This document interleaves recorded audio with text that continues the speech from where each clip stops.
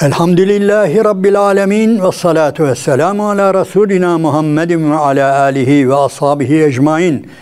Allah'ın selamı, rahmeti, bereketi üzerinize olsun aziz ve muhterem izleyenlerim. Kasas suresi üzerinde sohbet ediyoruz bir Kur'an iklimi programında ve Hz. Musa aleyhisselam ne yapmıştı?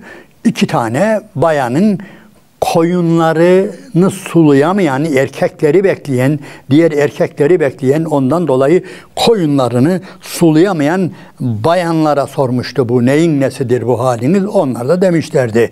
Yani bu erkekler gitmeden biz koyunlarımızı sulayamayız. Bizim de babamız ihtiyar, o da onun için gelemiyor buraya. Fesekâlehüme. Musa onların koyunlarını sulayıverdi. Sümme tevellâ ile zilli. Onların koyunlarını, tabi burada anlatıldığına göre gerçekten çok çabucak, öyle bir marifetli ki çabucak sulayıverdi bir çırpıda diyelim. Sümme tevellâ ile zilli. Sonra kendisini bir gölgeye attı. Ama artık bitmişti.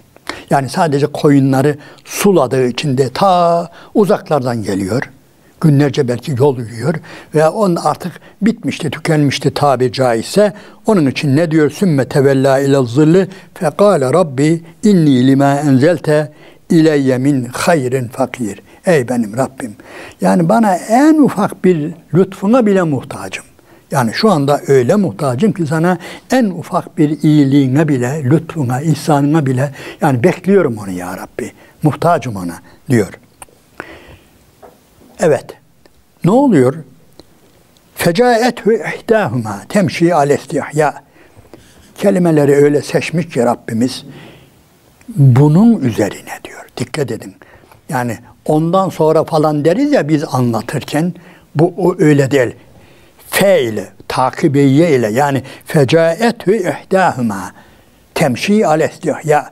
O 2 kızdan birisi bunun üzerine, yani Musa'nın duasının devam olarak, bir cevap olarak Allah onu ne yapıyor? Döndürüyor, yürütüyor ve geldi diyor. Musa'ya geldi. Ama alestihya, haya ile, edep ile. Çok önemli ha. O 2 kızdan birisi geliyor, edeple, haya ile, yüzüne bakmadan Musa'nın. Yani bu çok önemlidir ha. Yani ufacık ayetten öyle deliller çıkarırız ki bu ne demektir? Diyelim ki yani size mahrem olan bir erkekle konuşmak zorunda kaldığınızda gözünün içine bakmayacaksın. Hatta yere bakacaksın veya bir başka tarafa bakacaksın. Bu İslam'ın bize öğrettiği, Rabbimizin bize öğrettiği, ta ezelden beri bütün peygamberlerine öğrettiği nedir? Yani bir edeptir, bir haya kuralıdır. Edep terbiye kuralıdır. O bayan da öyle yapıyor. Fecaethu ihdâhuma temşi alestihya. Yürüyerek geldi, haya üzere geldi ve dedi ki galet inne ebi yed'ûke. Babam istiyor sizi. Demek ki eve gittiler, koyunları bıraktılar, geldiler. İnne ebi yed'ûke liyecziyeke ecre mâ sakayte lena. Seni babam istiyor. Sizi babamız istiyor ve ne için? Yani koyunlarımızı suladığın ücretini vermek için babam istiyor. Babam çağırıyor seni. Evet. Felemma câehu. O da bunun üzerine kalkıyor, gidiyor. Tefsir kitaplarımızda belki duymuşsunuzdur. Burada şey yapmıyordu ama buradan da çıkarılır bunlar. Yolda giderken falan, yani öyle ki bir rivayete göre yani Hz. Musa öne düşüyor. Sen diyor bana yolu arkadan tarif et diyor. Yani yolu o bildiği halde düş önüme de gidelim demiyor. Sen arkadan gel diyor. Sen arkadan gel, yani sen benim gözümün önünde yürüme diyor. Bazıları işte ayağının şurası topuğu açıktı da falan, onları bilmiyoruz. İstese açık olmasın. İsterse açık olmasın. Ve onun için diyor ki sen arkadan gel ve ben önden gideyim ve sen bana arkadan yolu tarif et diyor. Ve gidiyorlar. Felemma câehu varıyor. Ve kassa aleyhil kasas. Olup biteni kıssayı anlatıyor. Neyi anlatıyor? Mısır'ı anlatıyor. Firavun'la olan işini anlatıyor. Kazara öldürdüğü adamı anlatıyor. Kaçışını anlatıyor. Arandığını, bulunduğunda öldürüleceğini anlatıyor. Ve ondan sonra adam ne diyor? Kâle lâ tehaf. Korkma diyor.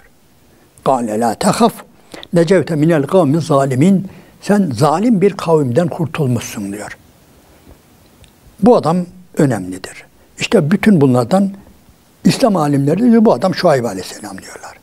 Bu adam Şuayb Aleyhisselam. Çünkü ancak bir peygamber böyle konuşabilir. Yani kurtulmuşsun sen ve zalim bir kâle lâ tehaf necevte minel kavmi zalimin. Yani onların zalim bir kavim olduğuna o da hükmünü veriyor, mühürünü basıyor. Burası önemlidir. Mesele bitti mi? Bitmedi. Bayanlardan birisi, kızlardan birisi söz alıyor. Galet ihdâhuma ya ebet istecirhü. Kızlardan biri dedi ki baba bu adamı ücretle tut. Madem gidecek bir yeri yok zaten ve biz bu adamı gördük. Neyini gördük?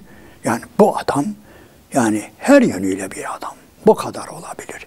Edebi, hayası, cesareti, beceri, her şeysi. Tam bir adam. Onun için bu adamı sen ücretle tut. Ya ebet istecirhü inne hayra men istecertel kaviyyül emin. Çünkü bu adam tutacağın, ücretle tutacağın insanların en hayırlısıdır. En iyisidir. En kuvvetlisidir. Yani en emin ki bu emin çok önemli ve bir de en güçlüsüdür. Ona göre diyor. Peki adam ne diyor? Diyelim Şuayb Aleyhisselam. Şuayb Aleyhisselam değildir bu diyenler de var da onun için biraz tereddüt ediyorum. Bazı alimlerimiz acaba onlar Tevrat'tan mı etkileniyorlar? Tevrat'ta Hz. Musa'nın kayınpederi Şuayb Aleyhisselam değil. Tabi Tevrat tahrif de edilmiş olabilir. O ayrı bir olay. Ama zaten burada Kur'an'da isim vermiyor. Ama biz bir şeylerden anlıyoruz.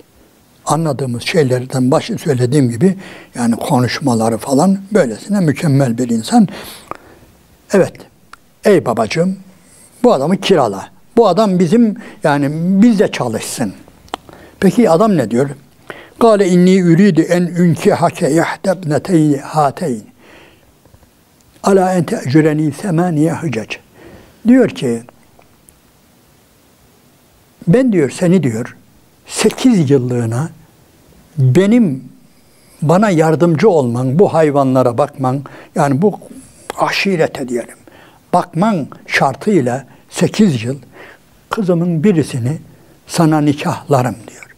Yok eğer 10 yıla tamamlarsan nuruna la nur, güzel olur diyor. Ama ben diyor, bu kelimeler çok önemli, ben sana zorluk çıkartmak istemiyorum. Seteciduni inşaallahu mines salihin. Beni diyor salihlerden birisi olarak göreceksin diyor. Adam Hazreti Musa'ya böyle diyor. Onun için bizim adetimiz, İslam'ın adeti, Kur'an'ın adeti, bir insan kolay kolay ben salihlerdenim diyemez. Onun için mutlaka bu bir peygamberdir. Salih bir insan bile bunu diyemez. Sadece salih bir veli bir kişi bile ben Allah'ın velilerindenim, ben salih bir kulum diyemez. Ama nedir? Peygamber söyleyebilir bunu. Seteciduni inşaallahu mine salihin diyebilir. Ancak peygamber diyebilir bunu. Onun için bunun peygamber olma ihtimali nedir? Güçlüdür. Şuayb Aleyhisselam olma ihtimali güçlüdür. Bunu bilelim. Yani Kur'an ne diyorsa mesele odur. İsim vermese bile bu zat Hazreti Musa'nın evleneceği kızın babası Şuayb Aleyhisselam'dır. Çünkü söylediğim gibi kolay kolay hiçbir insanı duymadık böyle yani Kur'an'da ve İslam geleneğinde ben Allah'ın salih kullarındanım diyemez kolay kolay. Ha, şunu işleyen salih bir kuldur. Günde işte şunu şöyle yapan, şu kadar sadaka veren, şu kadar namaz kılan salih diyebilir, o ayrı. Ama ben salihlerdenim demek biraz yürek ister. Bu yürek ister, büyük bir olaydır. Bundan emin olması için de nedir? Peygamber olması icap eder. Peki Hz. Musa aleyhisselam ne diyor? قَالَ ذَٰلِكَ بَيْنِي وَبَيْنَكِ اَيَّمَ الْاَجَلَيْنِ قَضَيْتُ. Ya tamam diyor, bu seninle benim aramda bir akittir, bir anlaşmadır. Bu senin söylediğin 8 de olabilir, 10 da olabilir. Ama 8'den aşağı olmaz. Tamam, madem 8 dedin, 8 de olabilir. Yok, eğer bakarız sonra, ona da tamamlayabilirim. Bu ikimizin arasındadır. Eyyemel eceleyni gadaytu fela udvane aleyye. Ama bana zorluk çıkartmayın. Bunun dışında, şu verilen sözün dışında nedir? Bana ekstradan başka bir yük çıkartmayın. Vallahu ala ma negulu vekil. Ve Allah şu anda nedir? Bizim yaptıklarımıza şahittir, vekildir. Bu anlaşma burada bu şekilde tecelli ediyor, yürürlüğe giriyor. Evet, muhterem kardeşler, Allah-u Teala o 8 yılda ne olduğunu anlatmıyor burada. Başka yerde de fazla bir ipucu görmüyoruz. 8 yıl mı, 10 yıl mı kaldı? Orada ne oldu? Anlatmıyor Allah-u Teala bize. Geçiştiriyor. Haşa önemsiz falan olduğu için değil de hikmet-i ilahi. Ama herhalde çoluk çocuk sahibi oluyor ki, çoluğu çocuğu hatta sürüsü falan oluyor ve biliyorsunuz ondan sonra oradan ayrılıyor. O 8 yıldan sonra, yani dikkat edin, ben rahat bir yer buldum. Tamam, işte bak her şey ne güzel. Burada eşim var, çocuklarım var. Eşimin babası efendim burada, yani kayınpederin yurdu falan. Ben el üstünde tutuluyorum. Burada iyice şeyim de var. Artık yetkilerim de var falan demiyor. Kafası nerede? Kafası memleketinde. Yani memleket olduğu için değil. Kafası bir zalime takılmış. Kafası mazlumlara, yüreğe mazlumlara ayrılmış. Yüreğe mazlumların ahıyla dolu bir Musa aleyhisselam olduğu için o süreyi zaten onun pazarlığını onun için yapıyor. Yani bana dokunma diyor. Yani 8 yılda olabilir, hadi 10 yılda olabilir ama ondan sonra bırak beni. Ben gideceğim. Niye? Orada bir Firavun var. Firavun var. Ben onunla mücadele edeceğim diyor. Yani bırakmıyor orayı. Çünkü bütün peygamberler haktan yanadır. Hakikattan yanadır. Velev ki vahiy gelmesin. Hatırlayın. Peygamber aleyhissalatü vesselam Hira'dan indiğinde yani tir tir titriyordu. Zemmiluni, zemmiluni, beni örtün, beni örtün diyor. Ve korkuyordu. Neden korkuyordu? Acaba bana ne oluyor? Yani bilmiyor, daha önce görmediği bir şeyler. Yani bu cin mi, bilmem ne mi, yani başına gelenler böyle titriyor. Onun için Hazreti Hatice annemiz, ben bunu çok dile getiriyorum, korkma diyor. Hiç korkma diyor. Allah senin gibi birisini diyor, böyle cinlerin, şeytanların, bilmem kainlerin eline bırakmaz. Onları sana musallat etmez. Niye?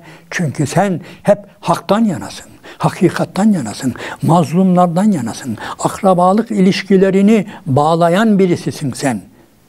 Sen hep böyle iyilerden yanasın, güzellerden yanasın. Allah senin gibi birisini yani öyle şeylere bırakmaz diyor. Yani ne cin ne şey, hiçbiri sana musallat olamaz. Hiç korkma diyor, çekinme diyor. Yani tabir caizse Hazreti Hatice annemize bir bakar mısınız?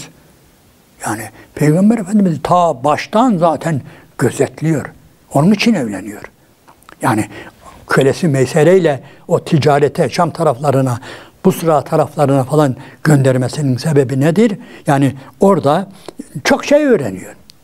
O kölesi öyle şeyler anlatıyor ki Hazreti Peygamber'den için Hazreti Hatice'ye, ondan dolayı dikkat edin, bizzat Hazreti Hatice dünür oluyor. Bizzat kendisi dünür oluyor. Hazreti Peygamber sallallahu aleyhi ve selleme evlilik teklif ediyor. Niye? Böyle bir insan kaçırılır mı ya? Böyle bir insan düşünebiliyor musunuz? Yani bu insan bırakılır mı? Yani yok. Ortada böyle bir insan yoktur. Ne Mekke'de vardır ne de civarda duyulmuştur. Böyle birisi. Onun için aziz ve muhterem kardeşlerim, Hz. Musa Aleyhisselam da işte böyledir. Gönlü hep gariplerden yanadır, mazlumlardan yanadır ve gidiyor. Yani gidecek, ayrılıyor, memleketinden ayrılıyor ve o kararla yola çıkıyor. Ondan sonra biliyorsunuz başına gelenler var. Nedir? Belirli bir yere gelince Daha suresinde bir şekilde anlatılıyor. Efendim bu Kasas suresinde bu şekilde anlatılıyor. Sonra Neml suresinde anlatılıyor. Bütün surelerde bu olaya, yani Hz. Musa Aleyhisselam'ın yani ehlini alıp Medyen'den ayrılırken başına gelen yani şeylerden, durumlardan surelerin çoğu haber veriyor. Ama söylediğim gibi hepsi anlatılmayan bir bölümü anlatarak haber veriyor. Buralar çok önemli. Kardeşler, çünkü Musa Aleyhisselam, yani bunun üzerinde durulmasının sebebi şudur. Bir insan bir devlete gönderiliyor. Bir insan bir imparatora gönderiliyor. Ordusu olan, ciddi bir ordusu olan, mahkemeleri olan, kararları olan, özür dilerim, kazıkları olan, işkencehaneleri olan birisine gönderiliyor. Ve yanında da hiçbir şey yok. Ve üstelik bir de suçlu. Onlardan birisini öldürmüş. Düşünebiliyor musunuz? O kadar önemli bir olay ki bu. Yani hem suçlu, zahiren hatta o suçunu da kabul ediyor. Firavun'a da itiraf ediyor. Böyle bir durumda olan bir peygamber. Onun için muhterem kardeşler, Hz. Musa Aleyhisselam'ı biz enine boyuna yani durup okumamız gerektiğine inanıyorum. Çünkü her okuyuşumuzda inanınız yani görmediğimiz bir yerini göreceğiz. Allah Allah ya, ben buraya dikkat etmemiştim. Hz. Musa Aleyhisselam'ın bu durumuna dikkat etmemiştim diye yani öyle şeyler göreceğiz ki bu da bizim Kur'an'ı gittikçe güzel anlamamız demektir. Mesela budur yani. İslam'ı, Kur'an'ı, peygamberi güzel anlamamız demektir. Onun için tekrar çok önemlidir. Yani tekrarlar, yani zannetmeyin ki aynı şeyleri bir daha, yok öyle değil. Yani Kur'an-ı Kerim'de tamam 30 bilmem kaç defa فَبِيَيِّ آلَاءِ رَبِّكُمَا تُكَذِّبَانَ olsun. Bunun her biri nedir? Yani ayrı ayrı anlama geliyor. Yani öyle dikkat ettiğimiz zaman sanki hiç daha söylenmemiş bir söz gibi, yani hem anlam bakımından hem söylem bakımından böyledir. Allah-u Teala kitabını en güzel şekilde okuyan, anlayan, hayatına geçiren, Allah-u Teala'nın maksadını, muradını yani öğrenmek için bir aşka, bir heyecana sahip olan güzel kullarından eylesin bizleri. Allah'ın selamı, rahmeti, bereketi üzeriniz olsun aziz ve muhterem kardeşlerim.